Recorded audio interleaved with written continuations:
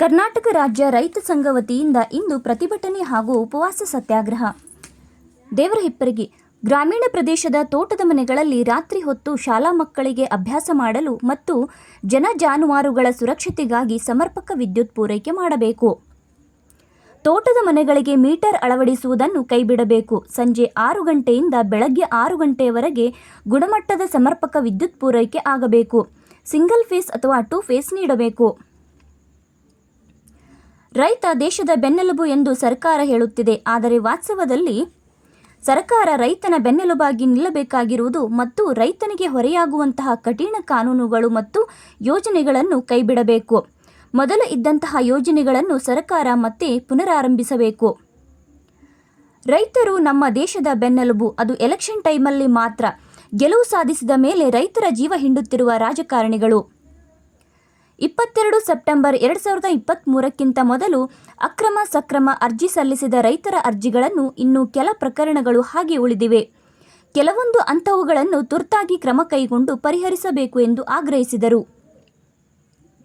ಮಾತನಾಡಿದವರು ಶಂಕರಗೌಡ ಹಿರೇಗೌಡ್ ಹಾಗೂ ಅಜೀಜ್ ಯಲಗಾರ್, ಸಾಹೇಬ್ಗೌಡ ದಾನಗೊಂಡ್, ವೀರೇಶ್ ಕುದ್ರಿ, ಸಂಗನಗೌಡ ಬಿರಾದರ್, ರೈತ ಸಂಘದ ತಾಲೂಕು ಅಧ್ಯಕ್ಷರು ರಾಮು ದೇಸಾಯಿ, ರೈತ ಮುಖಂಡರು ಅಜೀಜ್ ಯಲಗರ್, ಪಿಕೆಪಿಎಸ್ ಅಧ್ಯಕ್ಷರು ಸಂಗನಗೌಡ ಸಿ ಬಿರಾದರ್, ಗ್ರಾಮ ಘಟಕದ ಅಧ್ಯಕ್ಷರು ಶರಣಗೌಡ ಬಿರಾದರ್, ನಾಗಣ್ಣ ಕ ಬಿರಾದರ್, ದಶರಥ್ ನಾಯ್ಕೋಡಿ, ನಾಗೇಶ್ ಲೋಣಿ, ಸಂಪತ್ ಜಮಾದಾರ್, ಶಿವಪ್ಪ ವಸ್ತ್ರದ್, ಸುನೀಲ್ ದೇಸಾಯಿ, ರೇಣುಕಾ ಪಾಟೀಲ್ ಉಪಸ್ಥಿತರಿದ್ದರು. ದಿನಾಂಕ 24/2/2025 ದೇವರಹಿಪ್ಪರಗಿ ಪಟ್ಟಣದ ಕೇಂದ್ರ ಬಿಂದು ಅಂತ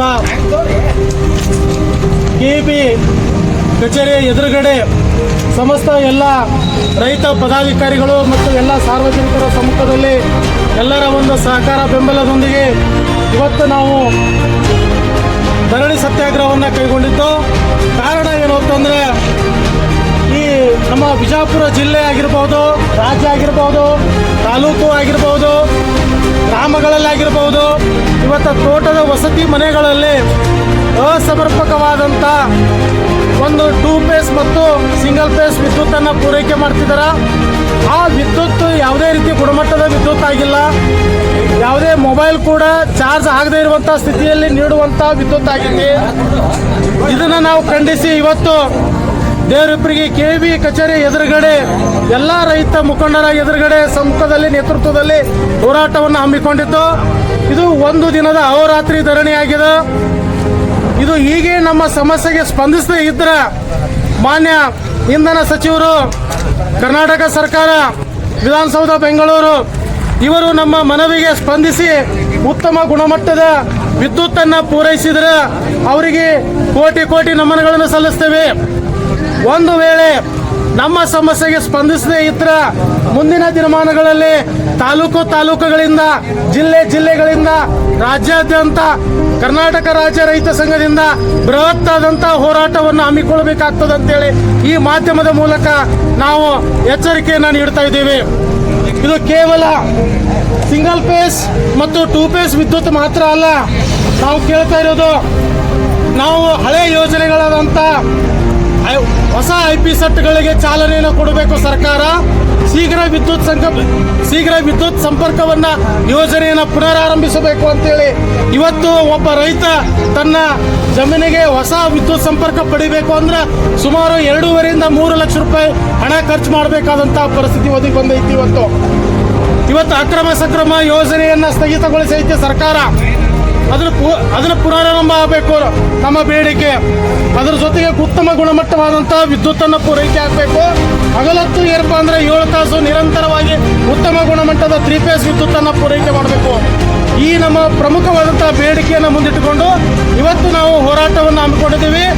ಕರ್ನಾಟಕ ರಾಜ್ಯ ರೈತ ಸಂಘ ಜಿಲ್ಲಾ ಸಮಿತಿ ಶಂಕರಗೌಡ ಹಿರೇಗೌಡ ಮಾಧ್ಯಮದ ಮೂಲಕ ಮಾನ್ಯ ಸಚಿವರಿಗೆ ನಾವು ಆಗ್ರಹವನ್ನು ಮಾಡ್ತಾ ಇದ್ದೀವಿ. ಜೈ ಜವಾನ್ ಜೈ ಕಿಸಾನ್. ನಾವು 5/2/2025 ಇಲ್ಲಿ ದೇವರಹಿಪ್ಪರಗಿ ಕೆಇಬಿಯಲ್ಲಿ ಇರ್ತಕ್ಕಂಥ AWL ಸಾಹೇಬರ ನೇತೃತ್ವದಲ್ಲಿ ಗ್ರಾಹಕರ ಕುಂದುಕೊರತೆ ಸಭೆ ಏರ್ಪಟ್ಟಾಗ ಅವತ್ತಿನ ದಿವಸ AWL ಅವರು ನಮಗೆ ಬಹಳಷ್ಟು ಸೋಮವಾರದ 2-3 ದಿವಸದಲ್ಲಿ ನಿಮ್ಮ ಏನು ತೋಟದ ಕರೆಂಟ್ ವ್ಯವಸ್ಥೆ ಇದೆ ಅದನ್ನು ಸರಿಪಡಿಸ್ತೀನಿ. ನಿಮಗೆ ಸಾಯಂಕಾಲ 6 ಗಂಟೆಯಿಂದ 10 ಗಂಟೆವರೆಗೆ ಯಾವುದೇ ರೀತಿ ತೊಂದರೆ ಆಗದಂತೆ ರೈತರಿಗೆ ಹಾಗೂ ರೈತ ಮಕ್ಕಳಿಗೆ ಅನುಕೂಲ ಆಗುವಂಥ ಒಂದು ಪರಿಸ್ಥಿತಿಯನ್ನು ನಿರ್ಮಾಣ ಮಾಡಿಕೊಡ್ತೀನಿ ಅನ್ನುವಂಥ ಭರವಸೆ ಕೊಟ್ಟಿದ್ದರು.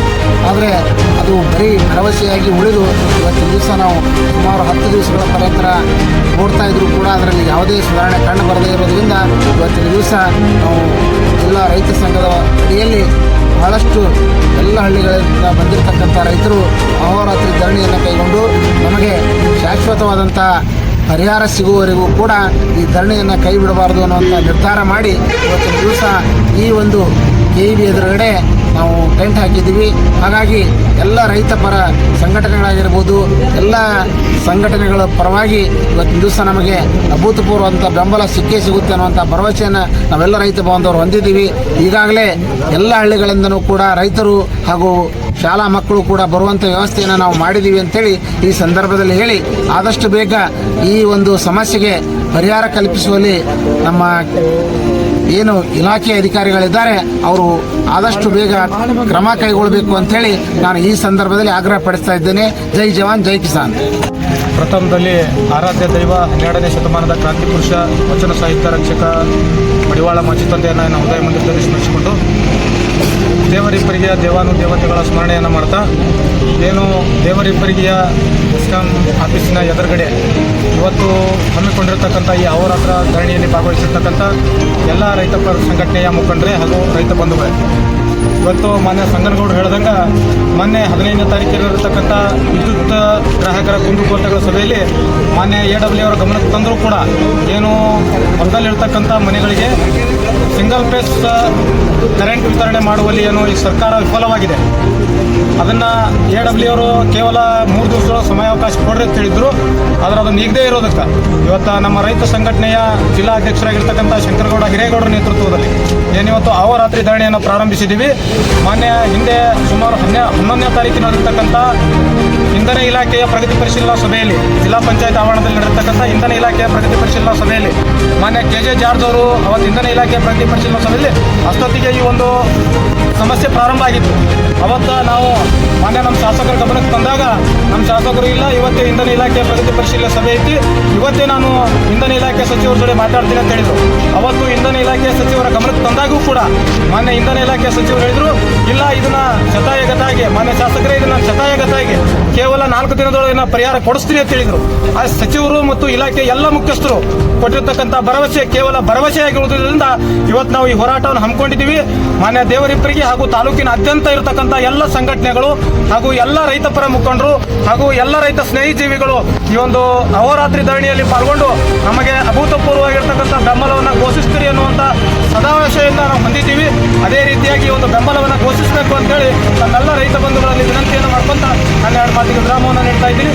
ಜೈ ಹಿಂದ್ ಜೈ ಕರ್ನಾಟಕ. ಬಂದಂಥ ಎಲ್ಲ ನನ್ನ ಅನ್ನದಾತರಿಗೆ ನಮಸ್ಕರಿಸುತ್ತಾ, ಇಷ್ಟೊತ್ತು ನಮ್ಮ ಅಧ್ಯಕ್ಷರಾದಂಥ ಗೌಡರು ಹೇಳ್ದಂಗೆ ಇದನ್ನು ಆದಷ್ಟು ಬೇಗ ತೀವ್ರವಾಗಿ ಏನೇನೋ ಅದಕ್ಕೆ ಪರಿಹಾರ ಮಾಡಬೇಕು, ಸರ್ಕಾರ ಆದಷ್ಟು ಬೇಗ ಪರಿಹಾರ ಮಾಡಬೇಕು. ಈ ಮೂಲಕ ಇನ್ನೊಂದು ಏನು ಹೇಳ್ತೀನಿ ಅಂದ್ರೆ, ಎಲ್ಲರೂ ಈಶ್ವರನ್ನೇ ಕೂತ್ಕೊಂಡು ಹೇಳ್ತಾರೆ, ದೇಶದ ಬೆನ್ನಲ್ಲಿ ಯಾರು ಅಂದ್ರೆ ರೈತ, ದೇಶದ ಬೆನ್ನಲ್ಲಿ ಯಾರು ರೈತ. ಆದ್ರೆ ಆ ರೈತ ರಾತ್ರಿ ರಾತ್ರಿ ಕರೆಂಟ್ ಇರೋದಕ್ಕೆ ಹೊಲ್ದಾಗ ಬಿದ್ದ ಬೆನ್ನು ಮುರ್ಕೊಳ್ತಾರೆ, ಯಾವ ಮಗನ ಕೇಳಕ್ ತಯಾರಿಲ್ಲ. ಇದು ನಮ್ಮ ಸರ್ಕಾರ.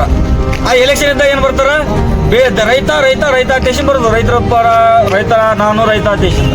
ಅದೇ ಈ ಸಮಯದಾಗ ಯಾಕಿಲ್ಲ ಯಾರು ರೈತ ಯಾವ ಟೈಮ್ದಾಗ ಬೇಕು ಆ ಟೈಮ್ದಾಗ ಅಟ್ಟಿಬೇಕು. ಈ ಮಕ್ಕಳು ಎಸಿ ಕುಂದ್ರಾಗ ಇವ್ರು ಹೋಗಿ ಎಸಿ ರೂಮ್ನಾಗ ಕುಂದ್ರಾಗ ರೈತ ಬೇಕಾಗಿಲ್ಲ. ಇವ್ರು ಮಂದಗಂಡ ಶಿಸ್ತು ತೊಗೊಂಡು ಕಿಶನ್ ಬೆಳೆಸ್ತಾರಲ್ಲ, ಅದಕ್ಕೆ ಮಾತ್ರ ರೈತ ಬೇಕು. ಬೆಳೆದು ನಾವು ತಿನ್ನೋದು ಅವರು, ರಾತ್ರಿ ಬಿದ್ದು ಸ್ವಂತ ಮುರ್ಕೊಳ್ಳೋರು ನಾವು. ಅದಕ್ಕೆ ಆದಷ್ಟು ಬೇಗ ಈ ಅಧಿಕಾರಿಗಳು ಅದನ್ನು ಖಂಡಿಸಿ ಅದರ ಮೇಲೆ ಸರ್ಕಾರಕ್ಕೆ ಒಂದು ಇದೊಂದು ಕೊಟ್ಟು ಕಿಶನ್ ಆದಷ್ಟು ಬೇಗ ಅದನ್ನು ಜಾರಿಗೊಳಿಸಿ ಎಲ್ಲ ನನ್ನ ತೋಟದ ಮನೆಗಳಿಗೆ ವಿದ್ಯುತ್ತನ್ನು ಸಂಪರ್ಕ ಆದಷ್ಟು ಬೇಗ ಪೂರ್ಣ ವಿದ್ಯುತ್ತನ್ನು ಕೊಡಬೇಕಾಗಿ ತಮ್ಮಲ್ಲಿ ಈ ಮೂಲಕ ಕಳಕಳಿಯನ್ನು ವಿನಂತಿ ಮಾಡ್ಕೊಳ್ತೀನಿ.